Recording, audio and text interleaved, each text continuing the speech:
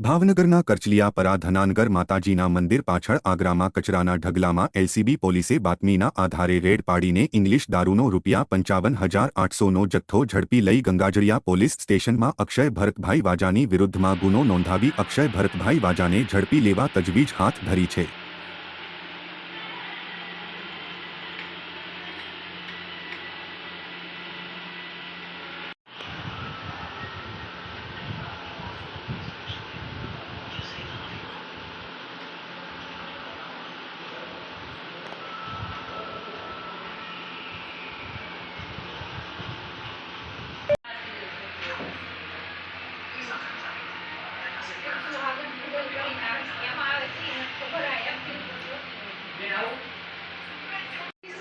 हाँ बेन करी बात करी।